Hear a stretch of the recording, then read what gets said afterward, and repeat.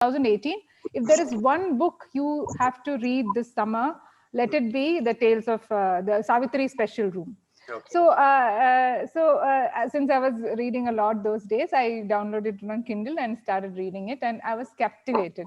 Obviously, you know, it means also because I'm a Malayali and I was teleported to Karuthapura and I loved it. And I could identify some of the places in my own village. So that's how I was introduced to Manu, through his characters and his little village. And then I read the other books, hunted him out, like I explained to you guys on the Lit Club group. So Manu is a journalist turned writer. He's written for a lot of periodicals, turned fiction writer, also an advertising executive. And that's, I think, the brief introduction. But he has also, in his cooked up brain, created this beautiful place called Karathupuzha, which is where I want to retire, go and settle down when I retire. Okay. Me too. I hope we are all there together. Yeah, let's hope so. And so like I said, trying times indeed, like Lakshmi was saying, but let's all just, raise our glasses and say Lachaim, which is to life, an ancient Hebrew toast to life. So over to you, Manu. Take over the floor. So geographically, where do you place Karathupuzha? I would say South Kerala. It's actually modeled on my mother's Taravada, that is her ancestral home. Yeah, we don't have any property over there now, but it was a small village called Cherupoiga. You are all Malayalis or? No, we are Tamilians, but I was born in Trivandrum and spent many summer holidays at my grandfather's house in Trivandrum. Okay. Cherupoiga literally means a small pond. Okay. So that's the real village, and Karathupuzha is my version of it. So we are not yet completely Malayalis. I'll set myself to transforming you. in fact, Mr. Muthuraman, who's one of our, guiding lights in our community, he was telling the rest of the community that we are called Arbors by the lake. But he came to this meeting, our layout association meeting, and he said we are going to name this place Mallus by the lake, because that's how we are being overrun. Mallus by the lake. Awesome.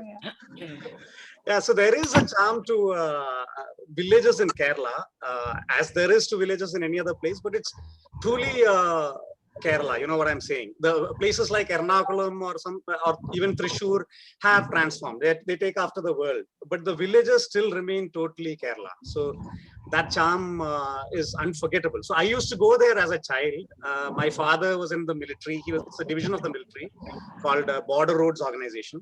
So whenever he had leave and we had holidays, we used to go there. That would be, say, once a year or once in 2 years. So the village is beautiful in itself, but over that, this thing of going once a year or once in 2 years makes it even more special, and then childhood makes it all extraordinarily special. So when I turned 40 is when this whole thing came back to me, surprisingly. So I am surprised that in this intermediate period I have not written anything about this village. But once into middle age, it suddenly hit me, the whole village like a dream, and the haze of time is one more thing that makes it all the more beautiful. And that is how Karathupuzha was born. But actually, today, when Hema invited me over to talk, and then Shibu sent me the link and stuff, I was, the most difficult part of being called for a talk like this is to decide what to talk about. So I was not sure I should start talking about my books and Karathupuzha at all, because that's more like a promo. And God knows I'm doing enough of that. So certainly I'll talk about myself, I'll talk about my books, but I would like to talk about some thought that I had more than about what I've written, at least initially. So see, I'll tell you why I want to talk about my thought. It depends on the audience, the way you choose your topic. When there are students, they want to learn something from you. I think you people are far more you're discerning, and I don't think you have anything to learn from me, or not more than I have to learn from you for certain. So I think it'll be more apt if I discuss this with you. Okay. So this is one thought that I had some time ago, and I occasionally have these thoughts that keep bouncing around in my head. They go from one ear to the other and sometimes come out the nose. Sometimes they just die a natural death, but sometimes they develop into something that I write about. So we don't know yet what this thought is going to come to, but I think I have the freedom with you to kind of discuss it even before I know if it is of much value. Okay, so I'm being frank with you. I thought this is more like an experiment. And I would really appreciate if you are as frank and tell me what you really think about this thought that I have. So I'll be referring to my phone once in a while. That's where I've jotted down these things. See, for starters, I'm sure you all also are with me on this, that imagination and creativity are not just for artists and writers alone, right? It is for everybody. It is for you and me and a doctor, an engineer, anybody who deals with challenges in life. Because we all know what is written in a textbook doesn't always suffice. You're faced with a challenge where you have to throw some part of you into what you've learned already. For all the training in the world, you are not an automated machine that cuts a tumor out of a head or builds a bridge over a river which cannot be built. You know, you do add your creativity and imagination. That is how the impossible becomes possible. But my thought is this. When it comes to creativity and imagination, which is a must for everyone, there is today a hindrance to it. In our day and age, there is a severe hindrance, a psychological hindrance that I see in creative thinking among people.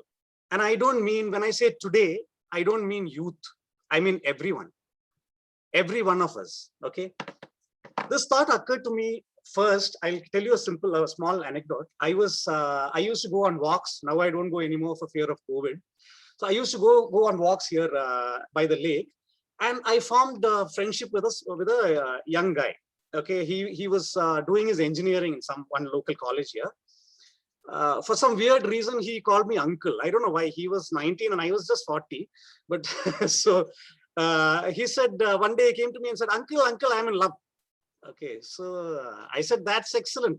So we had the kind of intimacy that you can only have if you don't know the other person's address. Okay. So this guy, the day he fell in love, he came and told me, announced it like a big thing. I said, that's really good. So what plans? Now you have another couple of years of engineering. After that, find a job and then tell your parents and then get married, right? Wrong. So I said, what? Then what? So he said, there is a problem. So I said, what? The problem is that I've already told my parents. She has also told her parents. They are not against it. They're fine with it. They're fine with us being in love. Okay.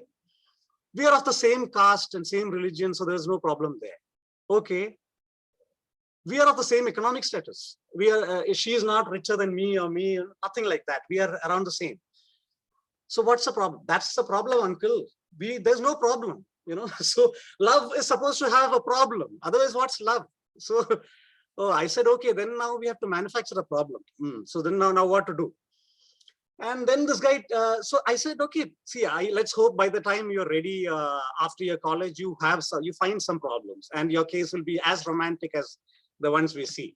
Okay, maybe I'm portraying him as a very immature guy. He's not that dumb, okay, I have to say.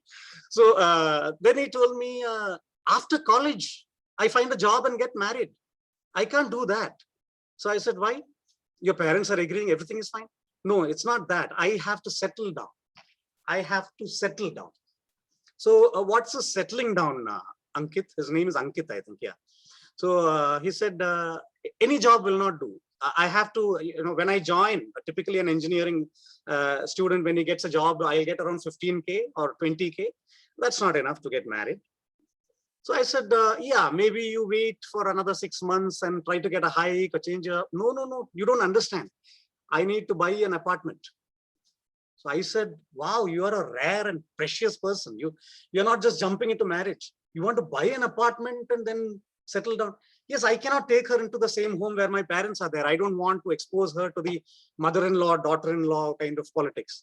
Oh, great, you're so good. Okay, fine. But why buy an apartment, Ankit? Why don't you just take one on rent? I mean, isn't it a very early decision now?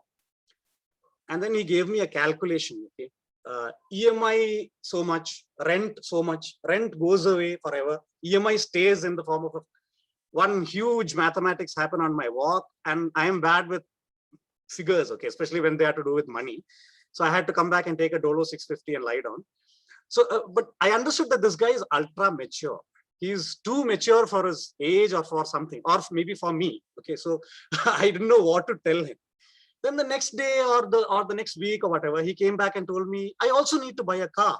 I have to really settle down. So I was like, okay, I was thinking you're very rare and precious. Yes, you are. You're unique, but what is this? I mean, you can do all that together, right? She's also doing engineering with you. You both will get work, and then you can buy a car, buy a flat, everything. No, you don't understand. This is how everybody thinks nowadays. At your time, you used to just run and get married first. So I said, look, you are 22 or 23 or whatever. If you want, you can get married by 25, 26, which is ideal. Lovely. Your life is going to blossom, right? No, settling down. So again, he gave me all kinds of mathematics. And that is when this thought came into my head. Okay, people want to settle down. The settling down is metaphorically in life. But my thought was that settling down happens inside one's head. This kid is preparing for life, for everything. He wants to be certain. He wants to be certain that tomorrow his wife and his mother-in-law will not develop some kind of politics between them. He wants to be certain that if one of them falls sick, has an illness and needs to be admitted to a hospital, he doesn't have to ask his father for money. He wants to be certain of everything. Now, the price of becoming certain like that, if it is possible at all, if you really can be certain about in the face of the unpredictability of life, the cost of it is his youth is going to just pass. And true to what I was thinking, they married when he was some 32 or something and she was 30, which is fine. Everybody marries at around that age now and all that. But I don't understand when your parents are okay, when everybody is fine, this desire to be certain, to make everything guaranteed, is kind of blocking a certain beauty in his life, is how I interpreted it. I have no business to say this, tell this to him directly, so I did not. But the thought took root then. Okay, then I was thinking about creativity, about imagination, which I started off with. And I was thinking beauty is created when you're a little uncertain, honestly. When you try to make everything certain, when you want to settle down inside your head, that is when you kind of become closed. I'll give you an example. Today, Hema invited me over. I'm sure she was a bit apprehensive because she hasn't met me directly. She hasn't heard me talk, right? All of you, Shibu would have thought, okay, all my friends will come here. Now, what if this guy can't talk well? What if he has a severe Malayalam accent? What do you do? I mean, what if he writes well, okay, but what if he cannot talk much? What if what if he broaches some uncomfortable topic, some politically sensitive thing which you cannot discuss really, or some of you might be very against, But my point is that uncertainty is making this very interesting. So as I talk, you're happily discovering me. Okay, fine, this is comfortable. You're sitting back and you're saying, okay, fine. This could be worse, it's now this is a group of friends. I've been invited, once I was invited just before this pandemic, last Feb, I was invited to an MBA college. Can you imagine me in an MBA college? They're teaching how to manage people. And I'm thinking about how to unmanage life itself. So they call me over there to inaugurate their literary group. Okay. So there they are all taught to wear coats and ties and, smile at certain times, not smile at certain other times. And here I come wearing a shirt and, and the principal is dressed in a blue coat and tie and stuff. And the chief guest, me, I am invited to inaugurate the literary club. And I go and light the lamp in typical cigarette lighting style and stuff like that. So I am totally unholy in that environment. But what I learned is this. I saw that because they're apprehensive, because they don't know me, they're interested in what I have to say. They're absorbing every word. So it was a much longer talk than this. It was about 2 hours. So about 1 hour into the talk, they kind of figured me out. Then they started yawning and cracking their fingers and stuff, okay, the students. So the unpredictability is vital to creating interest, to exercising imagination, to creating beauty. That is the thought that I had. And then I developed further on it. So the talk that I want to deliver today, if you can call it that, is the importance of being uncertain. Uncertainty is good. Okay. I think surety is what is often a problem in life. Now, I have an admission to make right at the beginning. You cannot apply this theory to everything in life. That's not what I'm saying. Now it's evening. You cannot deny that, or you can't be uncertain about it. That is not what I'm saying. What I'm saying is an attitude to life, to your theories, to the principles that you form in your head. It helps to be a bit open about them and not to be consolidated, frozen in them. Only then will you be a good listener. Only then will you, if you feel like changing yourself, only then would you actually entertain another thought. I hope you agree with me there. So it's true even of your professions. So if you, a doctor who thinks a certain disease is incurable and is settled on that, that doctor is not going to contribute to any cures. He is going to be an automated machinery who's going to function like, he's going to just do what he's trained to do. Nothing would ever have been cured like that. It's because somebody thought maybe what we considered incurable is not a closed chapter after all, right? Maybe we should experiment. Maybe something that everybody believes in is not true. But what I'm finding is in today's day and age, everybody in this hurry to settle down in their thinking, in their everything, take a side. Okay, whether it's ideologies, whether it's politics, religion, theories of life, whether it is a question like you ask a college kid whether there is a God or not, he has an answer. He's not uncertain. I am a theist. I'm an atheist, whatever, as though you have already arrived. So what happens to the journey of life? What are you then living for if you've already kind of formed an opinion? So this, I feel, is what is leading to binaries today. You take sides. You like Modi, you don't like Modi. You like Rahul Gandhi, you don't like. For God's sake, maybe Modi does some things that are right. I mean, rare, yes, but maybe he does. Maybe Rahul Gandhi does something that is right too. You never know. So keeping things open like that is a must when it comes to art, when it comes to literature, and surprisingly, I feel when it comes to life as well. Now, this is not to say that you need to be a confused person. Okay, there is a difference between being uncertain and being confused.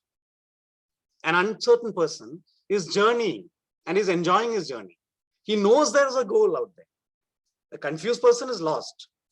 So these are two different things. When you talk to a confused person, you can understand he's, you are wasting your time. But when you're talking to an uncertain person or a person who is open-ended, there is something to talk about, right? So that is what I feel is lacking in today's day and age, the chapter closedness. Now, I had also formulated certain side effects of people who are too certain. Okay. For example, many people become possessive about their stand. They believe in something and then they think they have invented that thing. They guard it as if they've, if there is a big champion of it, they think they are married to that person. They protect that guy. It's crazy. I mean, it's like you kind of, you're so fanatic about it that you start protecting what you believe in, which is not required. How will you ever change if it's required?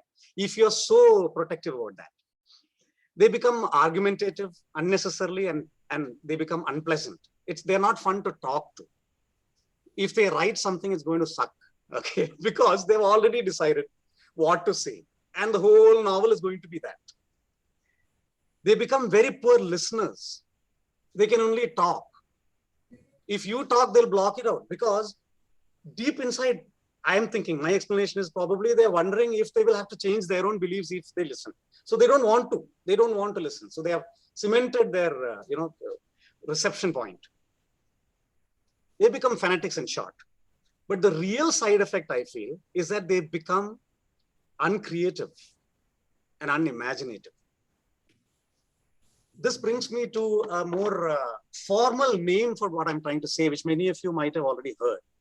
Cognitive dissonance. Have you heard of cognitive dissonance? You might have. I would say it is the ability. Leon Festinger. Pardon me? The professor who discovered it was Leon Festinger. Yes. Yes. I would say my interpretation of it is it's the ability to hold conflicting thoughts in your head. Can you entertain that thought? particular capability is actually attributed to people like Keats and John others Keats. who talked about negative capability. Negative capability. Absolutely. So are you able to entertain a thought in your head without subscribing to it? Right? You may not believe something, but you can still assess it. This, I feel, now I'm slowly coming to literature, which is what I think you called me here for. So I've been giving gyan about life. So but then I had to, because I think that's where literature comes from. So I wanted to talk about how society is into this. Now I'll come to literature. So this cognitive dissonance, I feel, is lacking in whatever I have read of today's literature, which is not much. Honestly, I have started to prefer reading classics and older stuff now. But for how much ever I had read so far, I see that people have decided something. A feminist has decided she's going to write about feminism, and then the whole novel is feminism, which is fine. Your theory is fine, but the art suffers. The style sometimes suffers. People become dry. It's not entertaining enough to me. Again, this is not a blanket statement, but I'm finding this more and more, and I'm alarmed at this. So I feel cognitive dissonance is lacking, where you've already taken a stand. Now, to my ancient mind, how can you be a writer if you don't have conflicts? I'm horrified at the thought. I find a writer is somebody who is totally conflicted and going crazy all the time. And writing comes out after you just can't help it anymore, writing is the outlet, when you get drunk and then finally so drunk that you need to throw up, that's writing.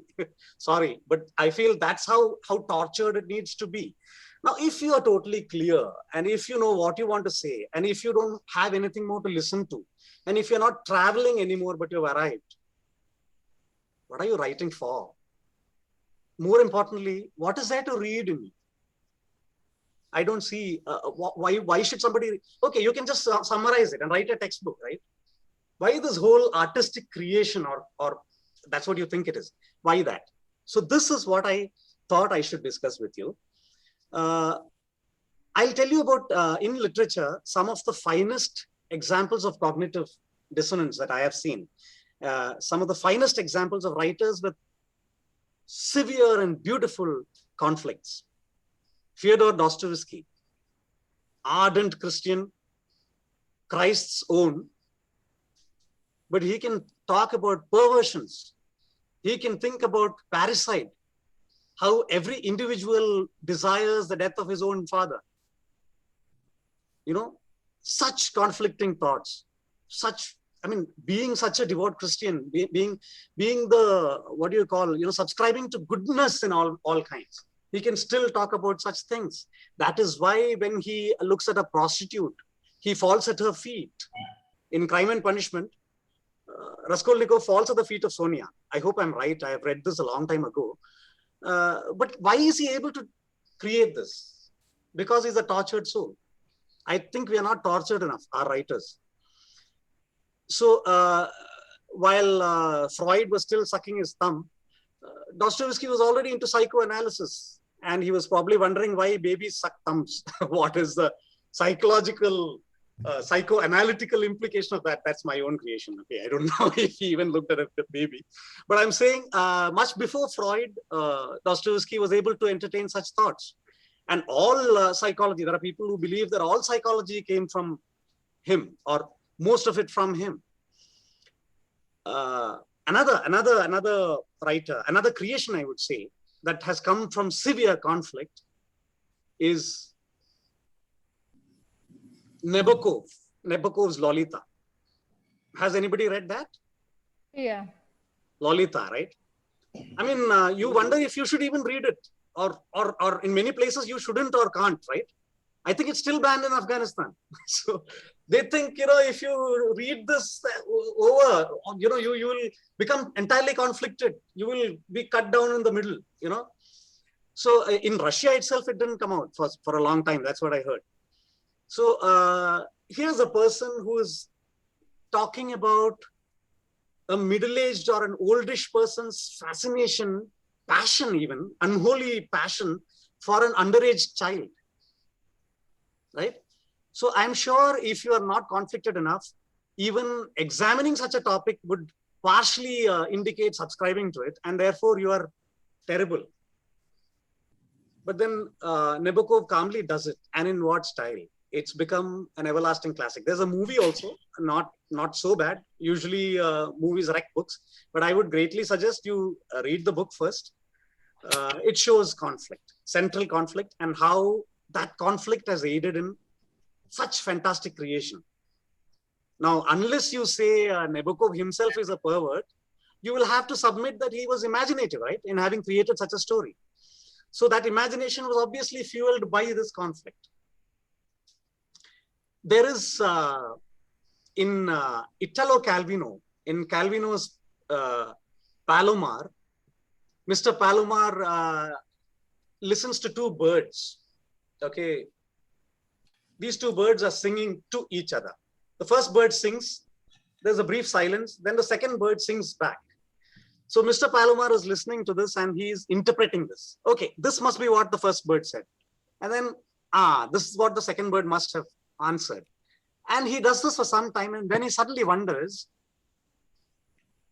what if it's the silence in between that is the conversation? What if the two birds are singing in such a way that the silence between them is what contains the nectar of meaning, so to speak?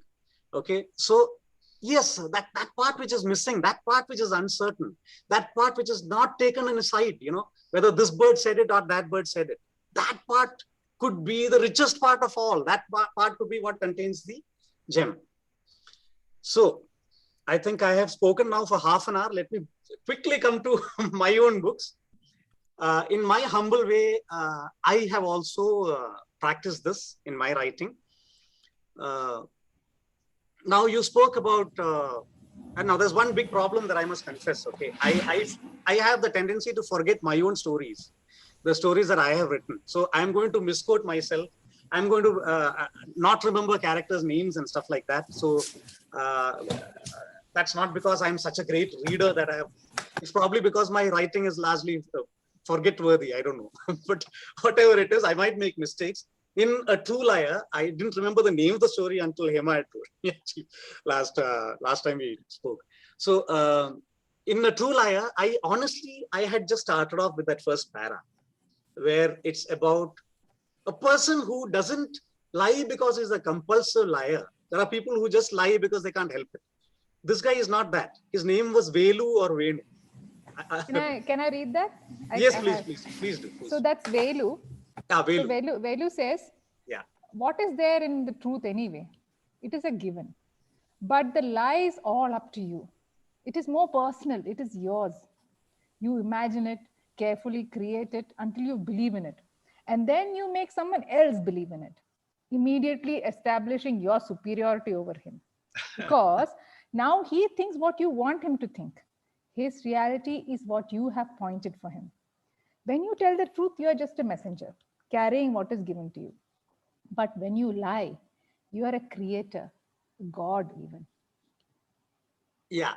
And what is fascinating is that he doesn't lie for a purpose, not to swindle somebody, not to get away from a problem, because it's a creative art for him. Yes. And the truth is boring. Yes, exactly. So that's, yeah, you got it. So that's the thing. So here's a guy who is not one of those clever liars who lies for benefit or to get out of some loop. He's not a compulsive liar who can't help it because of a psychological problem or something. He's a liar. He lies the way an artist creates something. So this I had no idea what is going to come next. I just written this down, this first paragraph, and then it lay there for some time. And then I went on, now what happens next? So this is how I, in fact, wrote most of the stories in Savitri. This is how I wrote The Town That Laughed, my second, the novel also, where I had a character called Pachu. Pachu is there in Savitri also. Yeah. Pachu is an inspector. ex policeman, inspector. He's retired now. And his big problem in life is that people are no longer afraid of him because he's retired. So I was thinking, so many people were saying, what happens to Pachu? And all my friends, come on, man, you can't just stop there. You tell us what happened next and stuff like that. So I thought, okay, now what happens to Pachu after that? Now he has to scare people. His existence is based on how much they fear him. So he, in fact, every day he stands in front of the mirror. He does this to his mustache and gets angry. Okay, he looks at himself in the mirror, and his mustache start shaking, and his eyes grow red and stuff. For some time he does that, and then he calms down. So he's got this in his private room. He does this. I wrote this down. And then I thought of the town drunk who is the right opposite of Pachu. His name is Joby. Joby is so drunk, he doesn't know what's going on around him. These are two very opposite characters. And then I thought of bringing these two together, and then it developed. So this is a technique that I have started. I have begun for my own writing. I don't know if this is of any value in the literary thing, but it works for me. So even the novel that has come out just now, recently, last 2 weeks ago, it's called The Oracle of Karuthapura. It all came when Rashmi one day said, we were walking on the terrace, and she said there was one Sarasu Ammai in my village. Ammai means aunt Sarasu, who used to get possessed sometimes. So I said, what? I thought those things are, no. She probably had epilepsy or something. But the people around her thought she's blessed by Chatan. Chatan is the demon god. An entity that is demon and God rolled into one. It's good and evil, okay? So Chatan possesses her, gets into her, and then she starts shivering all over and stuff. And people come and listen to her, and she speaks at that time. Whatever she says at that time is all sacred and stuff like that. So after that conversation on the terrace, I came back, I opened one word file, and I wrote, Sarasu was just 14 when she was possessed for the first time by Chatan, the demon god. That's all I had written. And then I found that when I write this, I have great fun. So I wrote that entire chapter, another chapter, a third chapter, I think around 4 chapters before I started thinking of the plot. And then I put this theory to practice in that novel. If you read the novel, until the end, you don't know if Sarasu is possessed or if she has epilepsy. Okay, it's left uncertain. So that's my thesis today. I think I've spoken a lot. I think it would be great if you guys, told me what you think about this. What are your thoughts on this? If there's some area which I have not made clear, you can ask me also. Please go ahead. I fully subscribe to this theory of the uncertainty, because as I wrote on the chat box, I worked 40 years in my own advertising agency.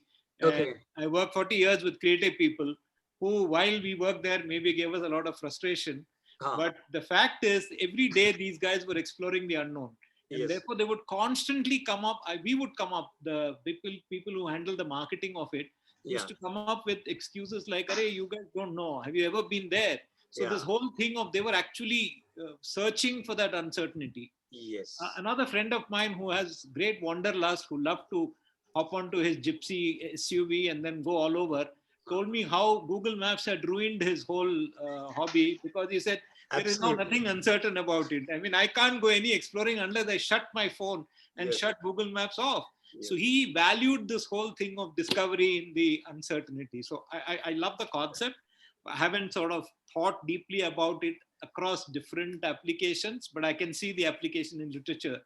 Wonderful. I now look forward to reading some of your other books. Thank you so much. Google Maps is a bummer, by the way. I mean, you just can't get lost, right? It doesn't allow you to get lost. Absolutely. I wanted to add something. I actually loved the talk. Thank you I so just much. thought as an academic, I should let you know that the way you're using cognitive dissonance Might is not be slightly entirely different from the way the theory is used. And I'll give you an example of what I mean by that. sure. In cognitive dissonance, it is so upsetting that people have to find a way to resolve it. And so often it leads to rationalization. For example, people saying, oh, there is no flood happening. There is no, when there actually is a flood happening, like, when they get hit, they cannot deal with it. Whereas to me, what you're describing is closer to the negative capability that True. Keats and Scott Fitzgerald may have talked about. Yeah. So I think it's fine to loosely call it cognitive dissonance. It seems to me a more accurate is the It was negative very capability. loose. Yes, yes. Sina, Because anything the to add? ability to hold Psychologist two on the board? contradictory things in your head at the same time is Pardon not me? possible for a lot of people. Yeah. Sina is a psychiatrist, so I was just asking if she has. Not really, Hema, because I joined in a little bit late. It was a fascinating talk. Thank you for inviting me. I'm a guest, attendee today. Thank you. Thank you, Manu, for the talk. It was very good. Thank you so much. Yeah, cognitive dissonance was a very stolen term. I am no authority on it. Layperson usage. Yes, very. What I meant was really about conflicting thoughts, and the welcome torture. The kind of torture which is not really torture, you know what I mean? The kind of conflict that leads to creation, not destruction. So, and in fact, I think you can argue that if you don't face some conflict or some tension that has to be resolved, you don't get to the creative impulse. Yes, absolutely. In fact, it is the tragic. There is a tragic side to this too. Like I have worked in ad agencies, and there are a few creative people there. Not all. Most of the 90% of them are just ponytails and toned jeans. But there are one or two wannabe creatives. Yes, most of them. But there are a few who are disturbed, if you know what I mean. There are people who are terrifyingly creative. They come up with lines and concepts which the others cannot think of. And almost invariably, these guys are so severely conflicted that some of them even have ended in disaster. There was a close friend of mine who passed away because of alcoholism and drug addiction and stuff. He was very creative, but so conflicted in real life that he had a lovely wife who loved him very much. Everything was fine with him, but he couldn't just handle his own life. He was that conflicted. So what I'm trying to say is, yes, it leads to a destructive side too sometimes. Can I just read one more passage and maybe you can give a commentary on that, Manu? Yes, please, Hema. So it goes, this is one of the last chapters called Scandal in that book of short stories. Imagine the ugliest woman in Karathupuzha was having illicit relationships with the porn king of Karathupuzha in an old age home that was slowly, wondrously turning into a brothel. I mean, can I say no comments? I can't. Actually, you can. Maybe Shibu has not come to that story yet, have you? Probably Shibu? not. Yes. No, Not yet come to that. Yeah, tell me. No, I have not. I cannot recollect it enough, actually, the story, honestly. Shibu, what were you saying? No, Muthuraman sir was saying something. Go ahead. First of all, I want to compliment you for a very unusual talk. Thank you so much. This is not a subject that normally gets discussed. Yeah. And I want to bring a dimension to the subject, and I ask you whether you agree with it or not. Please do. See, uncertainty and unpredictability and handling of that is an extremely important part of life. And it brings out the juice of creative imagination in people. I have found that different nationalities handle this subject differently. And I'll give you an example. In India, I have often asked my colleagues in India to stretch, to think of targets that they can't, that they don't know how to reach. If you know how to go to a place, it's not a challenge. You need to determine a place to go where you don't know how to go. Then you will find out how to go. True, very true. In setting company targets and in performance targets, this has been my mantra for many years. And when I tell people say that if you know how to go from 100 to 110, that's not great. Yes. If you didn't know how to go to 120 and set yourself a target of 120, that is great, because in the passage from 110 to 120, you will have imaginative juices flowing in your mind. I have often found Indians very readily accepting it. Because we are perhaps used to uncertainty, whether it is going to school or no umbrella and rain and buses are not come. We are sort of from the beginning used to being uncertain. Perhaps we have handled financial crisis and all that much better than other countries. When I tell the same thing to my European colleagues, especially the British and the Dutch and the French and so on, they are amazed. They say, sir, how can we go to a place which you don't know how to go? We are not able to imagine that. Yes. So I actually see one of the best nationalities that I have found in dealing with uncertainty is the Japanese.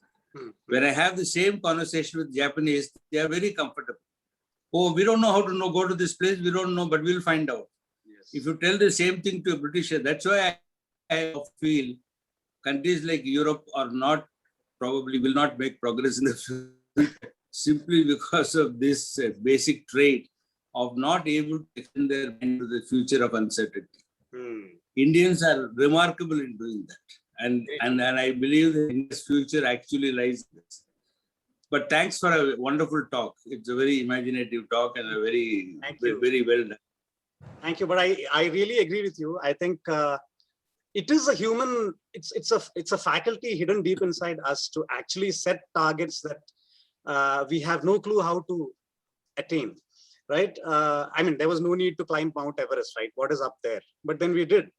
But somewhere down the line, yes, Western civilization especially have really arranged things in such a way, invented inventions, created creations that would make life more predictable all the time. Maybe that that is what has come to India. Yeah. Sorry to interrupt you. This is what I actually find fault with the Western way of education on Western civilization itself. Absolutely. That everything needs to be predictable and everything needs to be known before you attempt to do something. Yes. Yes. Then what is there in life? Absolutely. If you are doing something which you know how to reach, there is no excitement, there is no great achievement. Absolutely. I actually feel that India in the coming years will do great things compared to the countries where they think that predictability is the fundamental essence of life. Yes, hope so too. I hope so. But well done, extremely. Pardon? I was just saying that when I saw your title, I was immediately, very interested about the whole thing, the importance of being uncertain. Because for me also, that's the interesting things about life are when things are uncertain, Like I find when you plan a trip suddenly on the spur of the moment, you give a party out of the blue, you have the greatest fun.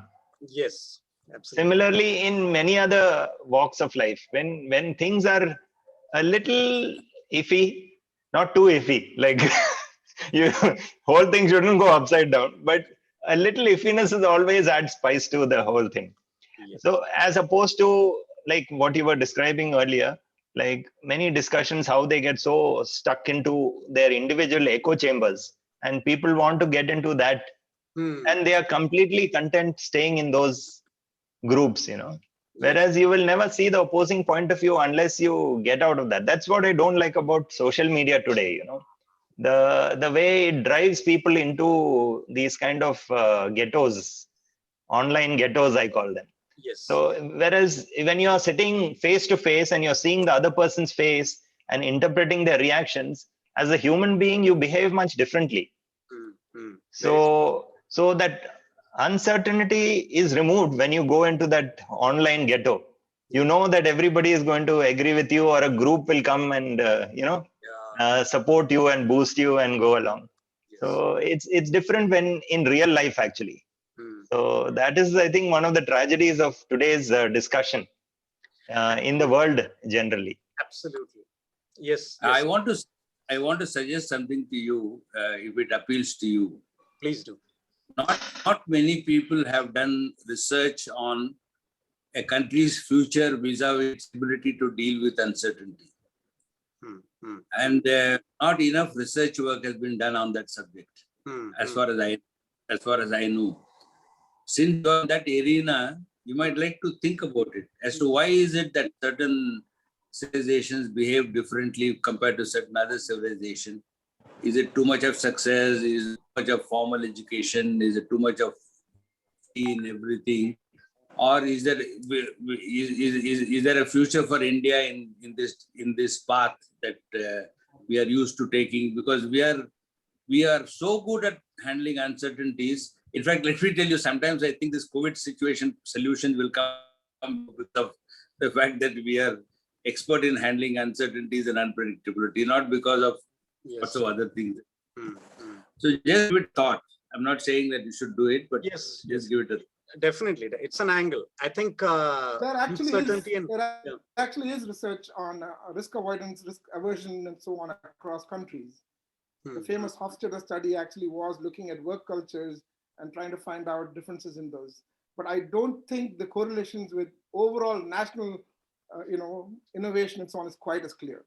No, that part is really interesting about national, uncertainty and how nations deal with them. Is really very interesting. Yeah, I see a very distinct difference between the Americans, Europeans, Japanese, and Indians. The three different buckets of thinking on this subject.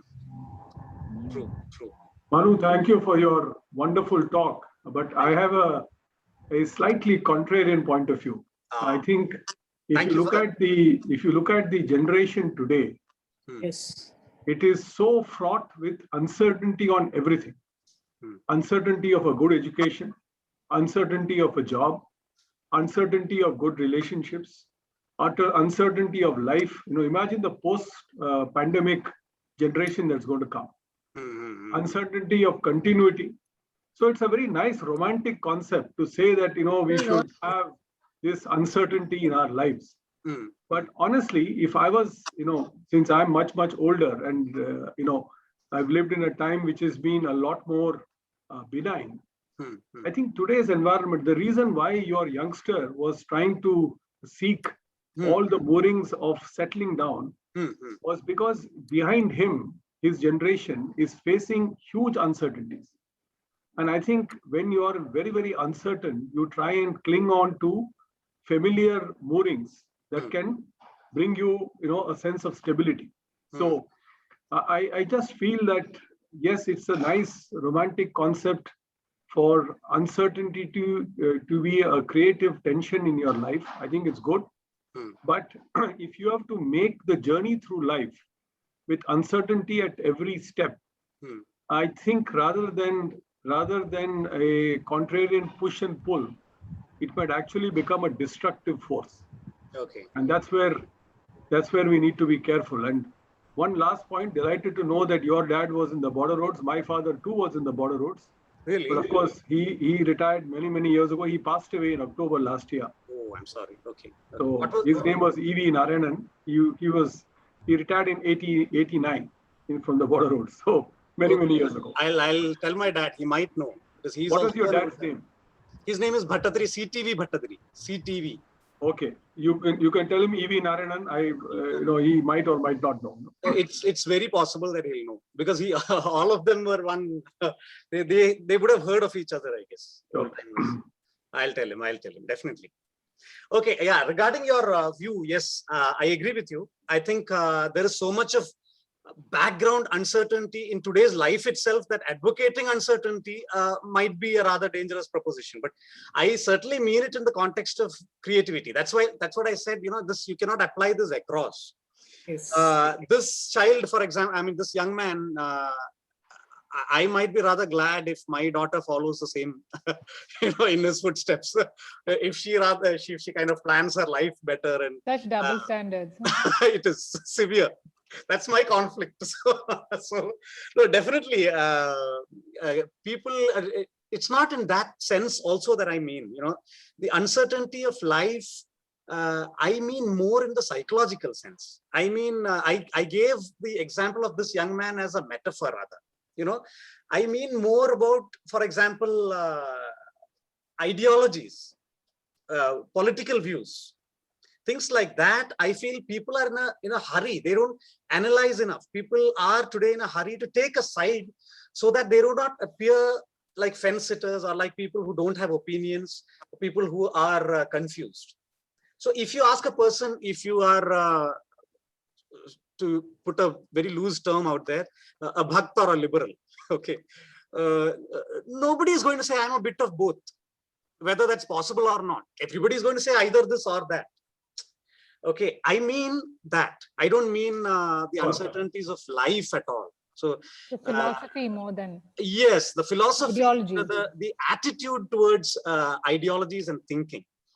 I think people settling down upon their own theories in life, about the philosophies of life in a hurry, and not being uncertain enough, not being open-ended enough, is leading to a certain, what do I say, a certain rigidity, crabness, yeah, in their writing also, which I have seen a lot. No, Even when this sounds like Shibu Pillai, you know. You guys will, you know, and then I'm just trying to think if Rashmi Shibu, is something like is me. coming now. Yeah. If Rashmi is like me, Rashmi is like beating her head against, you know, the immobile rock that is Manu Bhattathiri. Rashmi is still trying to deal with my unpredictability.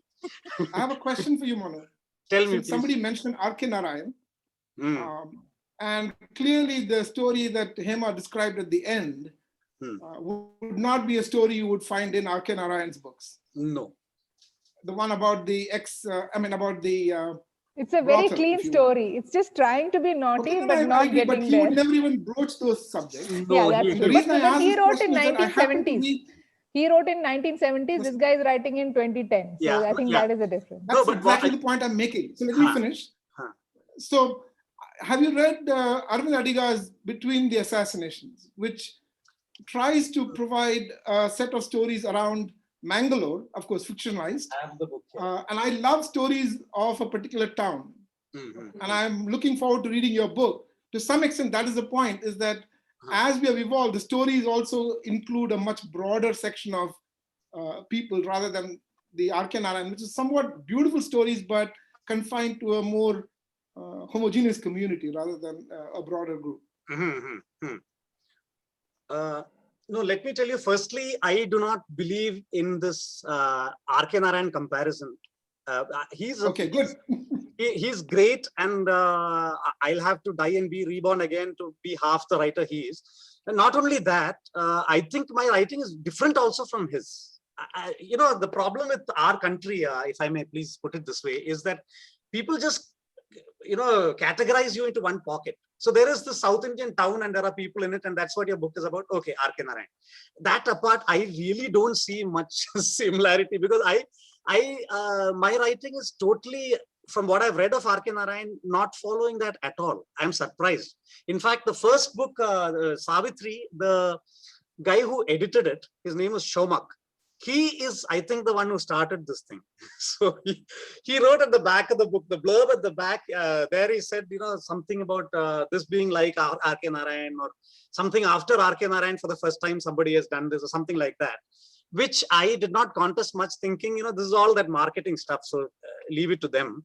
But after that, it kind of stuck, you know. I don't know when, I sometimes feel a little shy, and, you know, R.K. Narayan, where is he? And it's only because there's a small town and there are characters in it that people are saying that.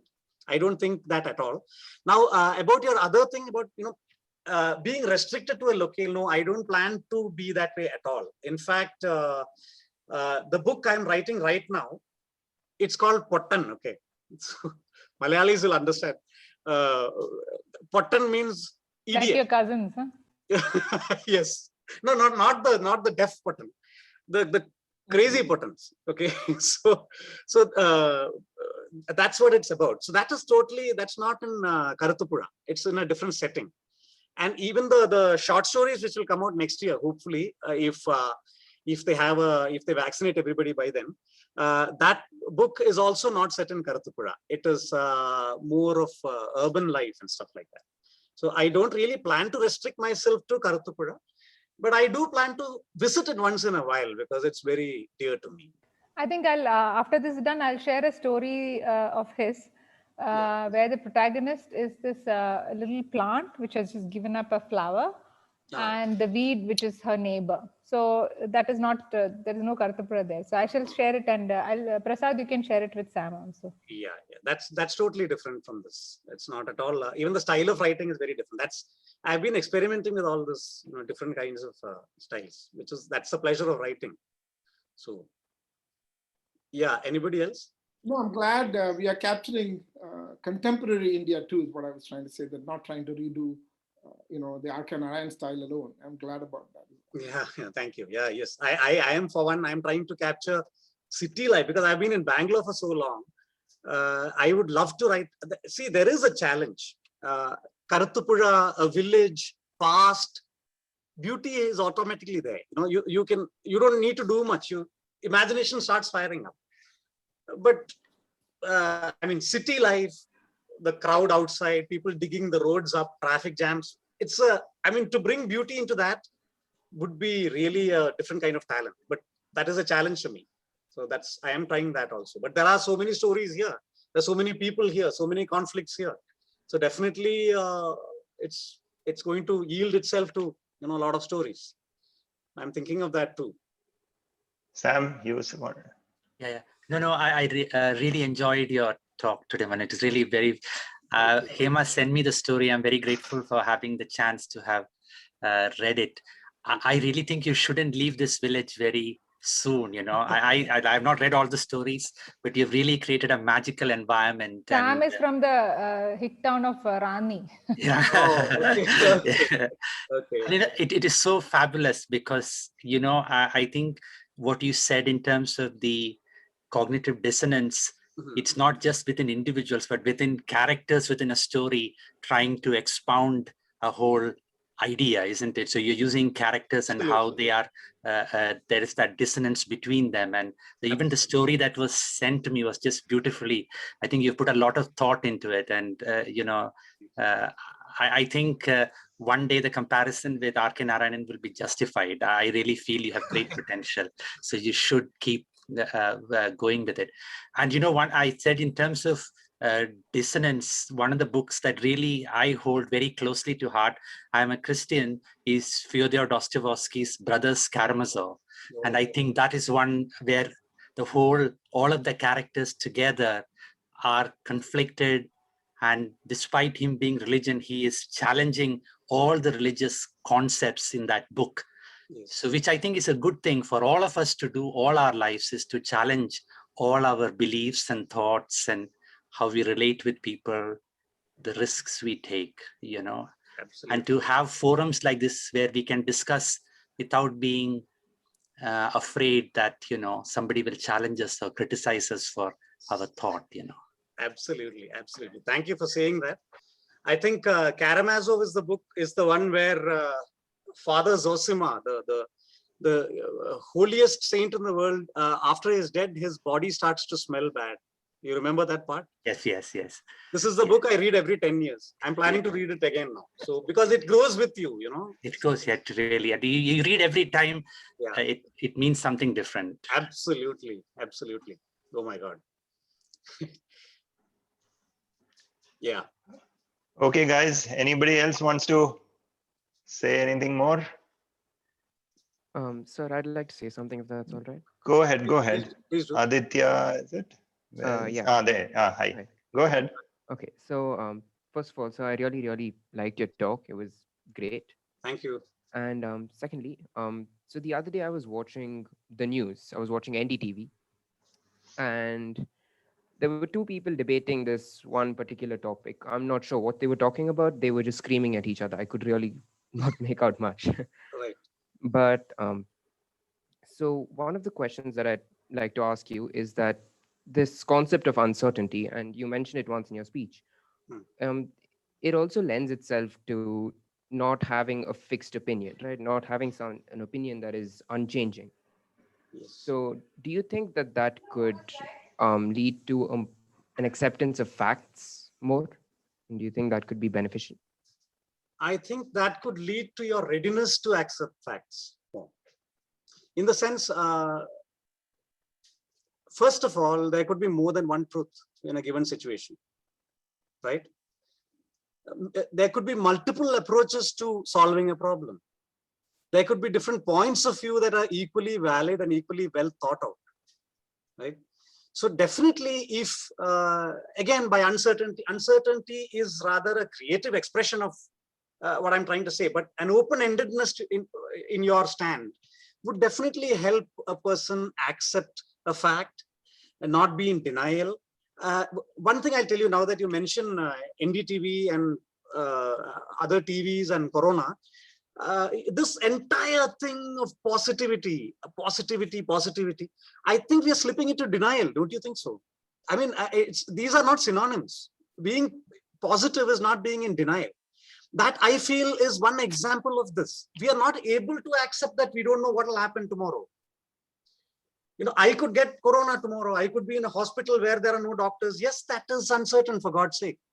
But I don't know if it helps to say, you know, nobody is ill or there is nothing going. There are people out here on the streets who still play badminton without a mask on. Can you believe it? Hema is going to get angry now. Right, Hema? That's what is happening. You doctors are, you know, day in and day out, you're risking your life and limb out there. And there are people who are so certain that they'll not get this, or that maybe the whole world is lying about this, or I don't know what.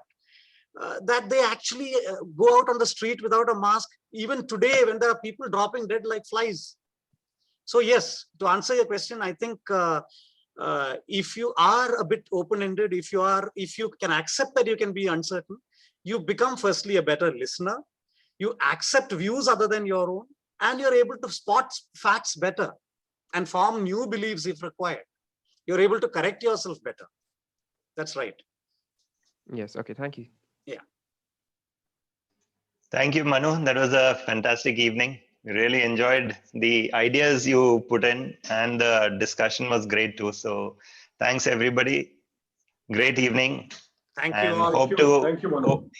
Hope to see you in real time in Arbors. Yes, definitely. We would love to. I'd love to come. Yeah.